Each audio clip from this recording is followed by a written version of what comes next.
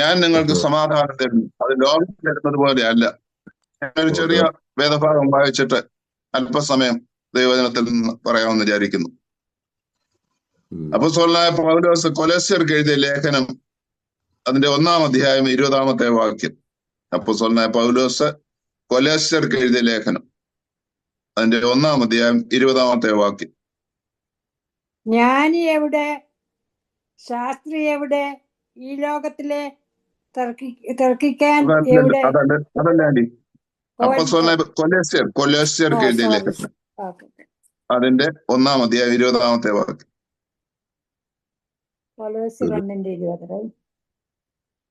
അവൻ ക്രൂശിൽ ചൊരിഞ്ഞ രക്തം കൊണ്ട്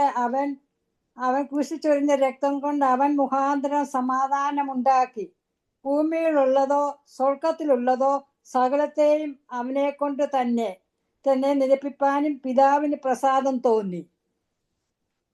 അതല്ലേ? അടുത്തോട് വായിച്ചു. മുമ്പേ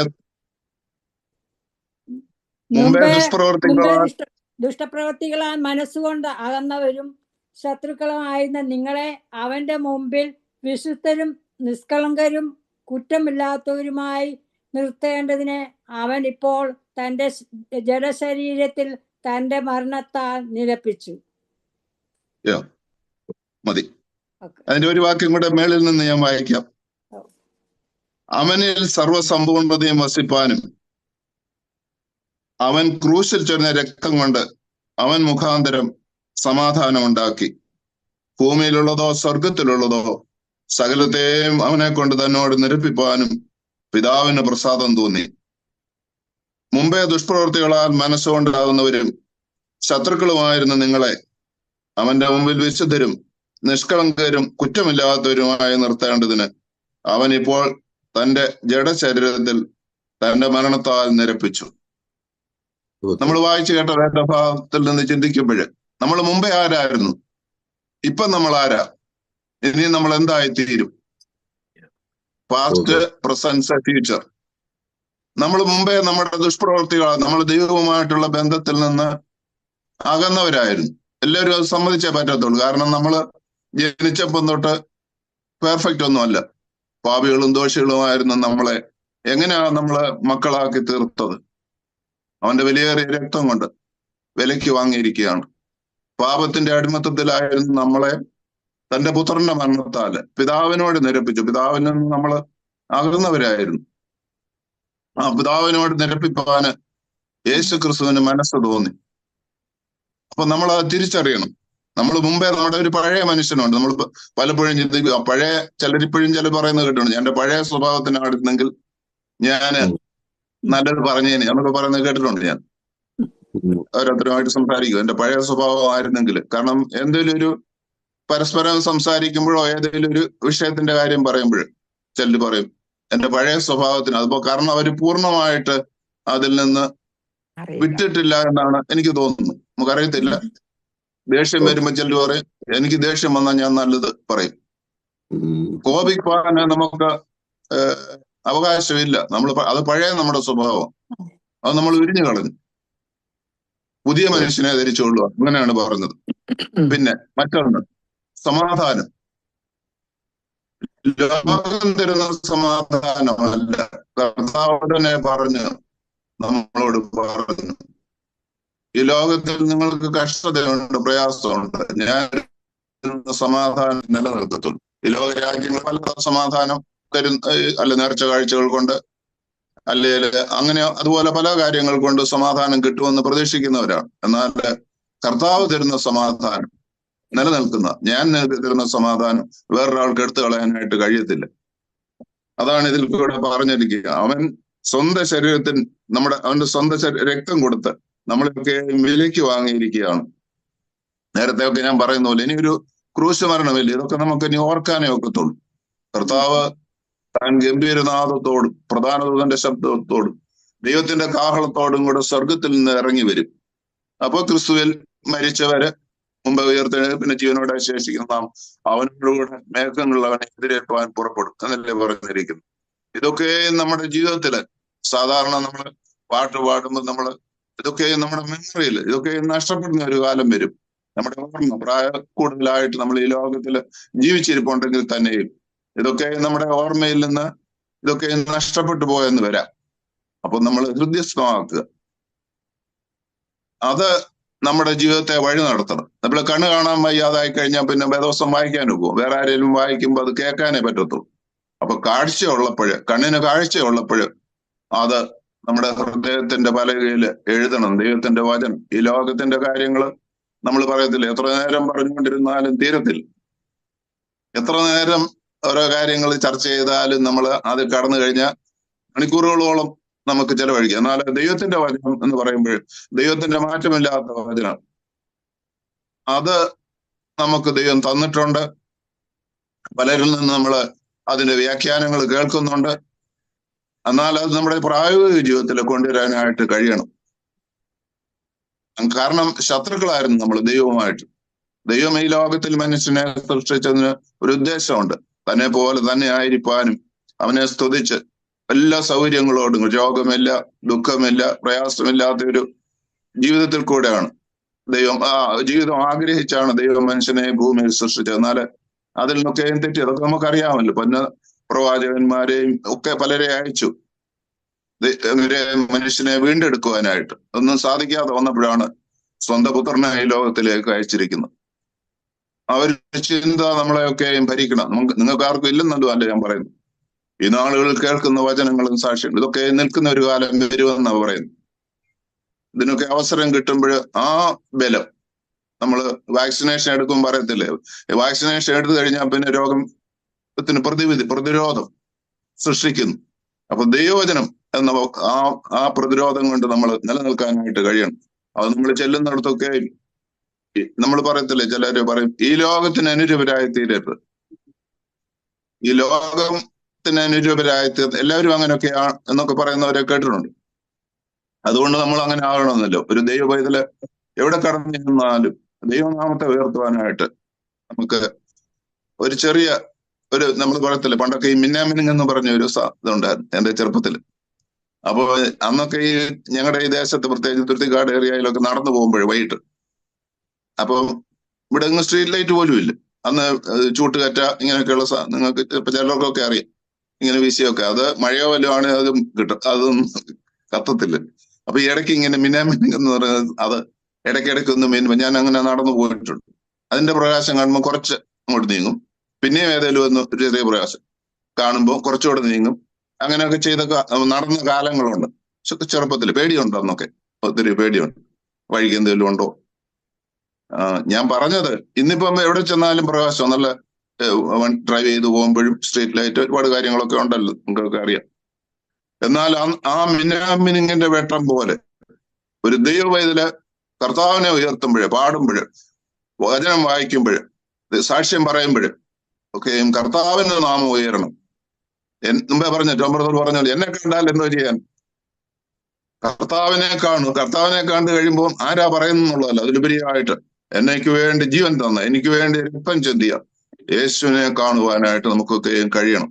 നമുക്ക് കിട്ടുന്ന അവസരങ്ങൾ നമ്മൾ കൂടി വരുമ്പോൾ, ഓരോ ഫംഗ്ഷനുകൾ പോകുമ്പോൾ, അപ്പോൾ ദൈവം നമ്മളെ ആരെയെങ്കിലും നമ്മുടെ മുന്നിൽ ദൈവം കൊണ്ടാക്കും. അപ്പൊ അവരോട് കർത്താവിനെ കുറിച്ച് പറയാൻ ചിലർ പറയും കാലാവസ്ഥ. എന്നോട് കഴിഞ്ഞ ദിവസം ഒരാൾ അമേരിക്കയിൽ നിന്ന് വോയിസ് ക്ലിപ്പ് ഇട്ടോണ്ട് പറഞ്ഞു, അപ്പൊ കാലാവസ്ഥ എങ്ങനെയുണ്ട്, ചൂടൊക്കെ എങ്ങനെയുണ്ട്. അപ്പൊ അവിടുന്ന് പറയുന്നവരൊക്കെ പറഞ്ഞു ഭയങ്കര ചൂടാ, ഒരു പ്രകാരം അവിടെ ജീവിക്കാനൊക്കത്തില്ല എന്നൊക്കെ പറഞ്ഞല്ലോ.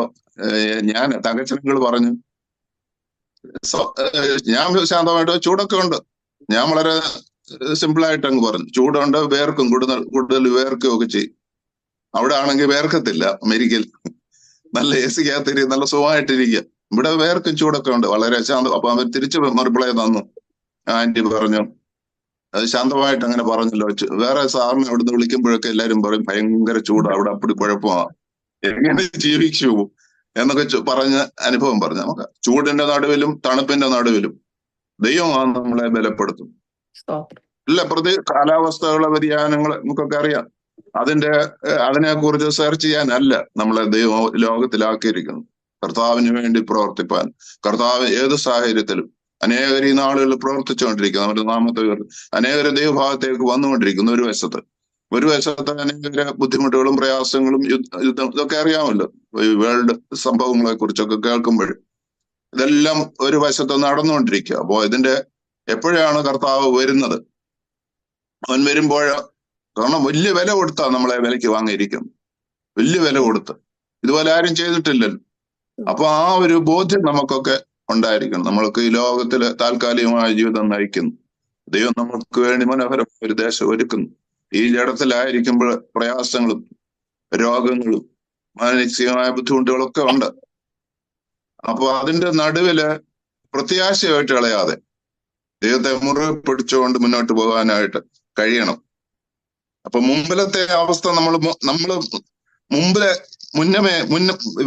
നമ്മുടെ പ്രീവിയസ് ലൈഫ്, ഇപ്പൊ പ്രസന്റ് ലൈഫ്, ഇപ്പം നമ്മൾ എങ്ങനെ പോകുന്നു?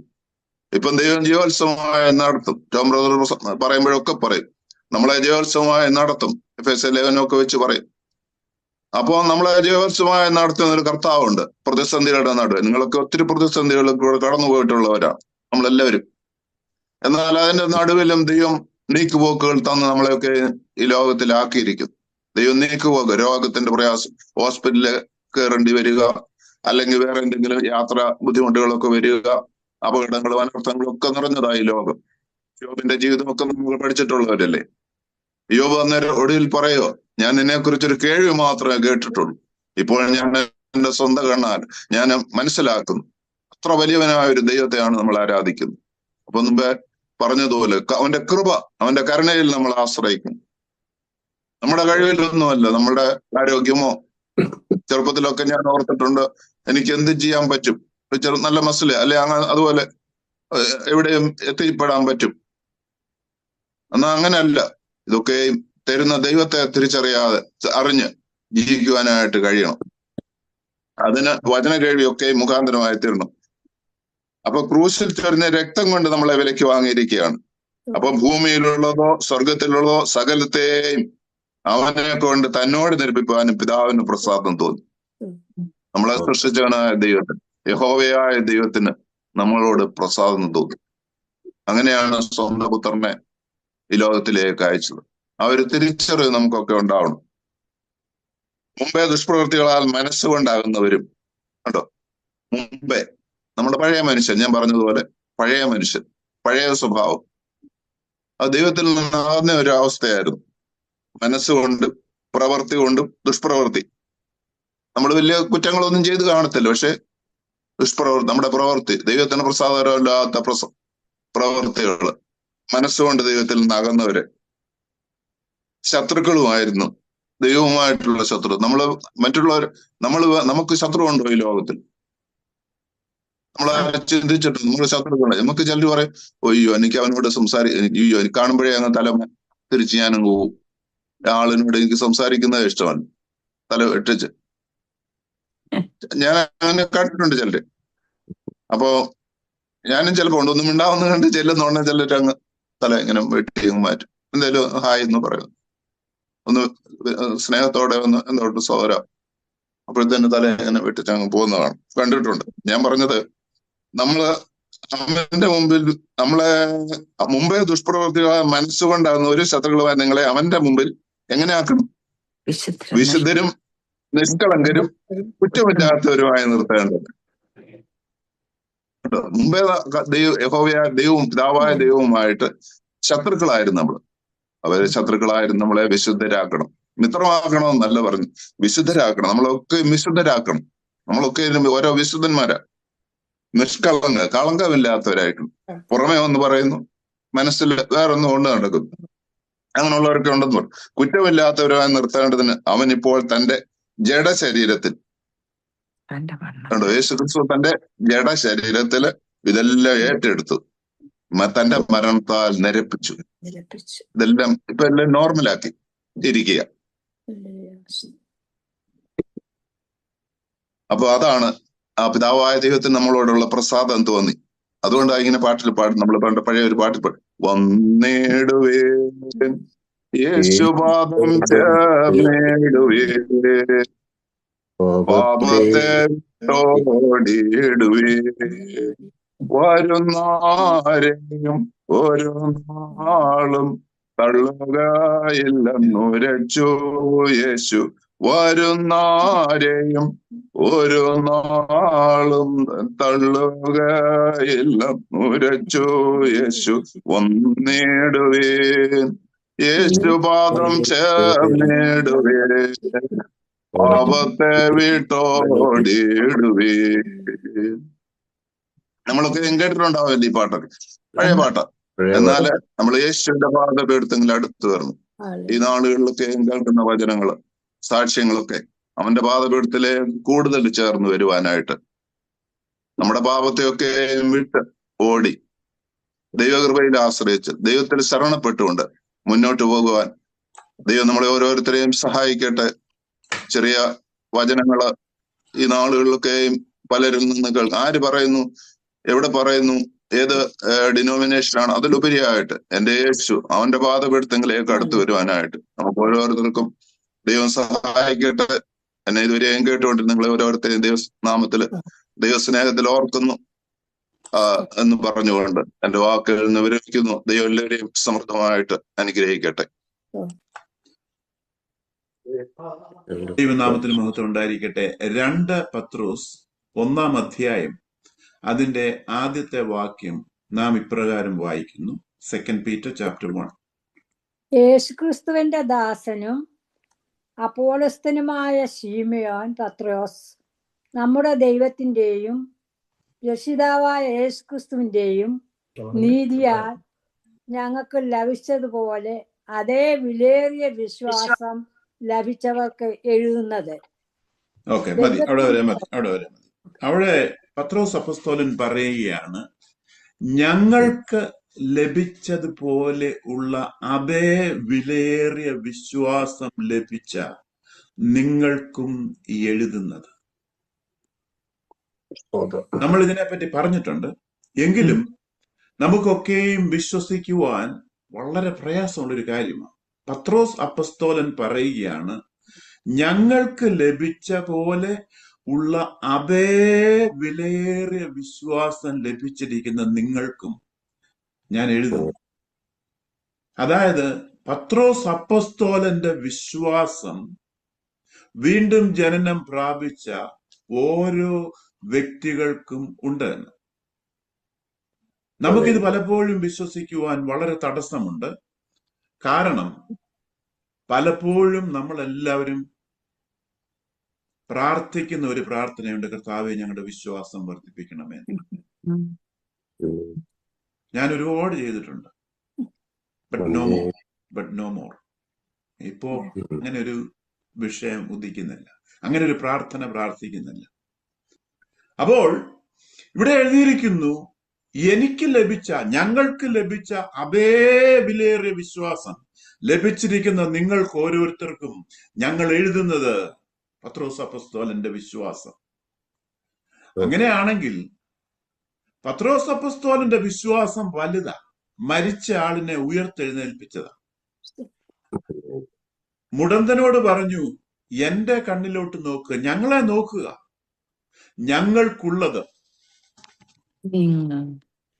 ഞങ്ങൾക്കുള്ളത് നിനക്ക് തരുന്നു. നസ്രായനായ യേശുവിന്റെ നാമത്തിൽ എഴുന്നേറ്റ് നടക്കുക എന്ന് പറഞ്ഞതാ പത്രോസ് അപ്പോസ്തലന്റെ വിശ്വാസം. അല്ലേ? കാരാഗ്രഹത്തിന്റെ വാതിലുകൾ തുറന്ന് പുറത്ത് ദൈവദൂതൻ കൊണ്ടുവന്നതാ പത്രോസ് അപ്പോസ്തലന്റെ വിശ്വാസം. ഇവിടെ പറയുന്നു, അതേ വിശ്വാസം ലഭിച്ച നാം ഓരോരുത്തർ എങ്ങനെ വിശ്വസിക്കും? അല്ലേ? ബൈബിൾ എഴുതി വെച്ചിരിക്കുക, nearly too good to be true news. Gospel എന്ന വാക്കിന്റെ അർത്ഥം nearly too good to be true. വിശ്വസിക്കാൻ വലിയ പ്രയാസം. എന്നാൽ പത്രോസ് അപ്പോസ്തലന്റെ വേറൊരു കാര്യം പറയാം, വേറൊരു വിശ്വാസത്തിന്റെ ഒരു ഭാഗം പറയാം. ആ മനുഷ്യനെ എനിക്കറിയത്തേ ഇല്ല, ഞാൻ അവന്റെ കൂടെ നടന്നിട്ടേ ഇല്ല, ഞാൻ അവനെ കണ്ടിട്ട് പോലുമില്ല. പ്രാകുവാനും ആണയിടുവാനും തുടങ്ങി. അപ്പോൾ അദ്ദേഹത്തിന്റെ വിശ്വാസം അങ്ങ് 0 ആയി. മറ്റുള്ളിടത്ത് മരിച്ചവരോട് പറയുക, മരിച്ചവരോട് വരെ ഉയർത്തെഴുന്നേൽക്കുവാൻ. വേറൊരിടത്ത് ഞങ്ങളെ നോക്കുക, ഞങ്ങൾക്കുള്ളത് നിനക്ക് തരുന്നു, മുടന്തനെ പിടിച്ച് എഴുന്നേൽപ്പിക്കുന്ന വിശ്വാസം. അപ്പോൾ പത്രോസ് അപ്പസ്തോലന്റെ വിശ്വാസം നമുക്കുണ്ട് എന്ന് അപ്പസ്തോലൻ എഴുതിയിരിക്കുകയാണ്. എന്നാൽ we are not satisfied with it. ആ വിശ്വാസം കൊണ്ട് നമ്മൾ സാറ്റിസ്ഫൈഡ് അല്ല. കാരണം അത് ഏറ്റക്കുറച്ചിലുള്ള വിശ്വാസം. റോമാലേഖനം 12:3 കിങ് ജെയിംസ് വേർഷനിനകത്ത് എഴുതിയിരിക്കുന്ന ഒരു വാക്യമുണ്ട്. 12:3 കിങ് ജെയിംസ് വേർഷനില് അത് എഴുതിയിരിക്കുന്നത് വായിച്ച്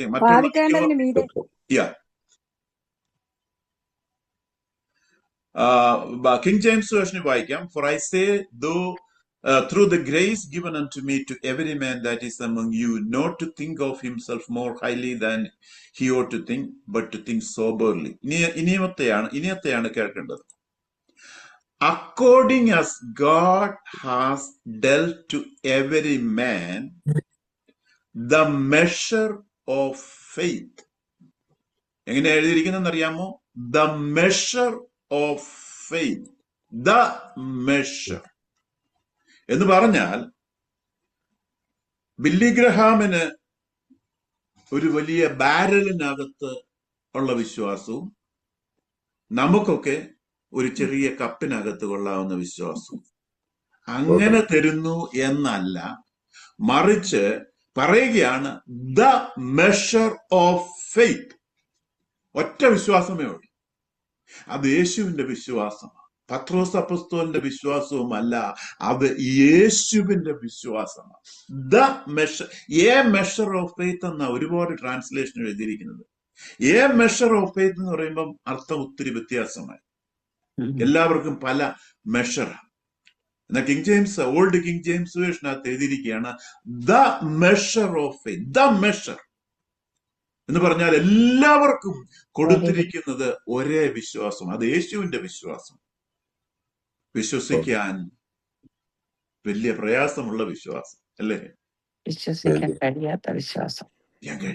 Nearly too good to be true news. We are talking about nearly too good to be true news. വിശ്വസിക്കാൻ വയ്യാത്തതുപോലെ സത്യമായിരിക്കുന്ന വിശ്വാസം.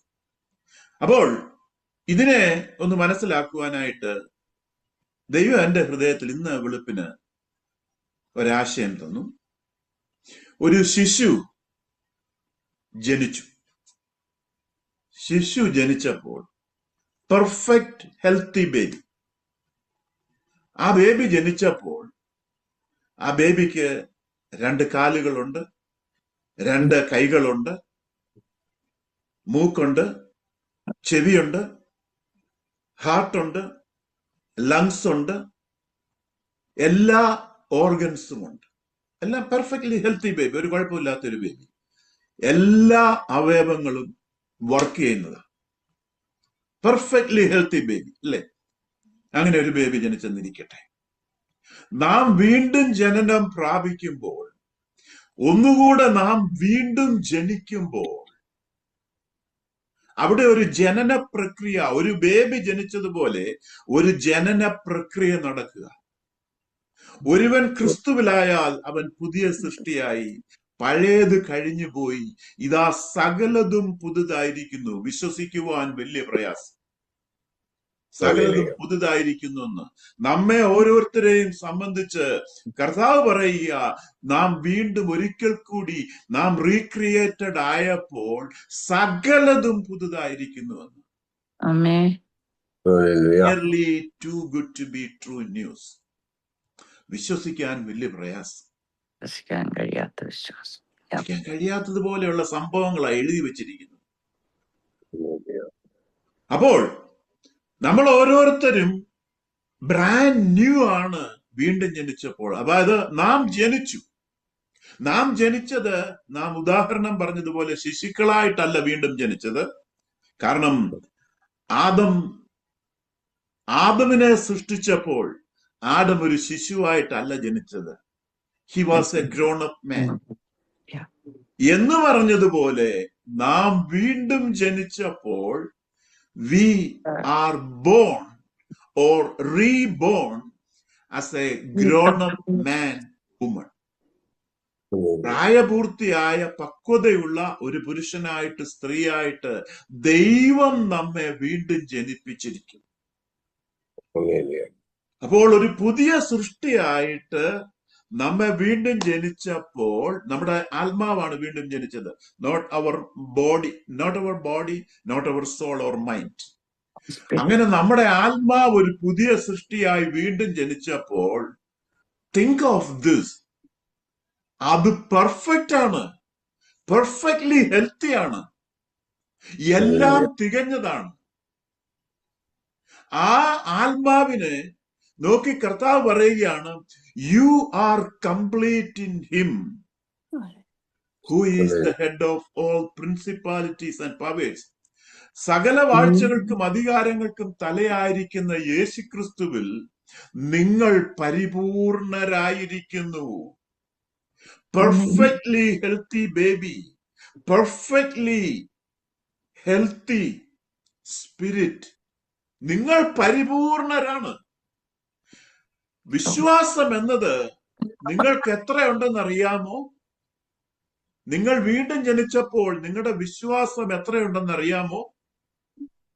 ബില്ലി ഗ്രഹാമിന്റെ വിശ്വാസമല്ല, പത്രോസ് അപ്പോസ്തലന്റെ പോലും വിശ്വാസമല്ല, മറിച്ച് you are perfectly healthy bone again spirit.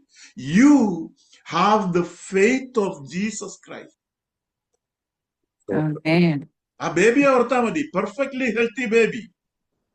Faith ഒരു ഓർഗനായിട്ട് കൺസിഡർ ചെയ്യുകയാണെങ്കിൽ, വീണ്ടും ജനിച്ച ആത്മാവിന്റെ ഒരു ഓർഗനായിട്ട് കൺസിഡർ ചെയ്യുകയാണെങ്കിൽ, പെർഫെക്റ്റ്ലി ഹെൽത്തി ആയിട്ടുള്ള ഓർഗൻ. അത് പത്രോസിന്റെയോ പൗലോസ് അപ്പോസ്തലന്റെയോ യോഹന്നാന്റെ അപ്പോസ്തലന്റെയോ ഇവരുടെ ആരുടെയും വിശ്വാസമല്ല, ബില്ലി ഗ്രഹാമിന്റെ വിശ്വാസമല്ല, മറിച്ച് യേശുവിന്റെ പെർഫെക്റ്റ്ലി ഹെൽത്തി ആയിട്ടുള്ള, പെർഫെക്റ്റ്ലി കംപ്ലീറ്റ് ആയിട്ടുള്ള ആ വിശ്വാസം വീണ്ടും ജനിച്ചപ്പോൾ നമുക്ക് തന്നിരിക്കുക. വീണ്ടും ജനിച്ചപ്പോൾ നമുക്ക് തന്നിരിക്കുക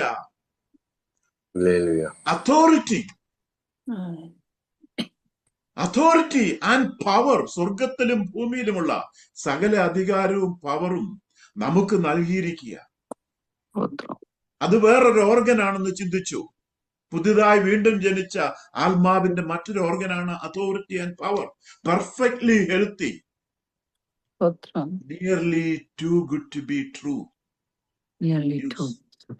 വിശ്വസിക്കാൻ പ്രയാസം, കഴിയാത്ത വിശ്വാസം, വിശ്വസിക്കാൻ വലിയ പ്രയാസം നമുക്ക്.